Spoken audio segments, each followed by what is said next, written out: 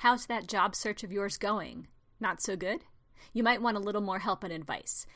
Head to 5strengths.com/webinar to register for my free webinar, Break the Six-Figure Salary Barrier, Master Your Executive Job Search.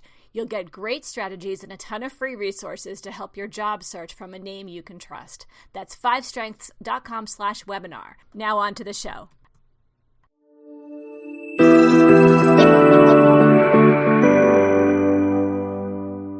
Hi, my name is Amy L. Adler, and I'm an executive resume writer with 5 Strengths Career Transition Experts.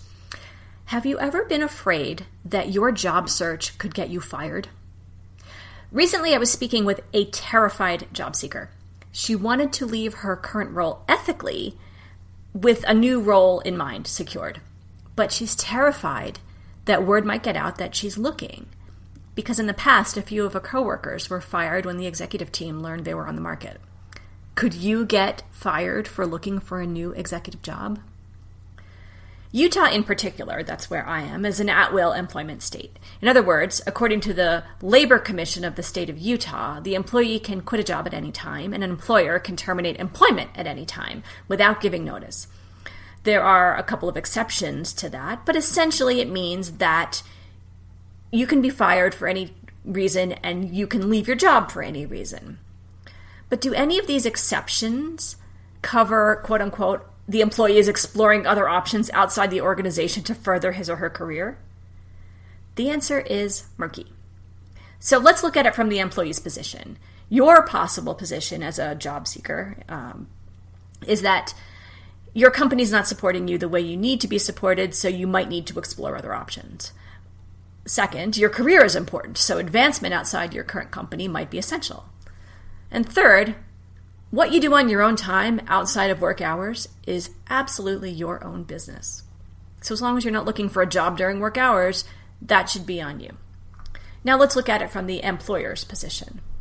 Possible outcomes if your current employer finds out you're looking for a new position could be that the employer might begin planning for your departure in a structural change that might legally force you out of your current role. Your coworkers might no longer regard you as a team player. And your executive leader might choose to assign plum projects to other personnel in case you choose to leave your current role. So how do you get around this potential quagmire of conflict and engage in a job search in a way that makes sense to you and that doesn't jeopardize your role in a public way? You engage in a confidential job search. Your company culture, irrespective of your state's employment laws, might support an employee's termination if the employee is engaged in a public job search. So here's a few tips to keep your job search confidential. First of all, don't post your resume to job boards. That's actually a pretty terrible idea anyway, but that way your resume is not publicly visible. Second, apply only for positions that you would accept if the job were offered to you. So don't just apply to hundreds and hundreds of roles, which again is a terrible idea. So be very specific and selective in your job search application process. Tell recruiters you are working with that your job search is highly confidential. If they are good recruiters, they will respect that. Of course, don't use your work email or your work computer for your job search under any circumstances. Get a Gmail and do your job search in your off hours. Turn off activity notifications on LinkedIn so that your contacts won't get emails when you update your profile. This is now the default setting on your profile, but it's worth checking it to make sure that you're not sending out notifications every time you change a misspelling or add something to your LinkedIn profile. And finally, don't mention that you are looking for a new role in your LinkedIn profile. Instead, make sure that it meets LinkedIn's guidelines for profile completeness, and you will be more findable. What I like to say is imagine that you were thinking about searching for somebody like yourself. What would you search for? Now put that into your profile.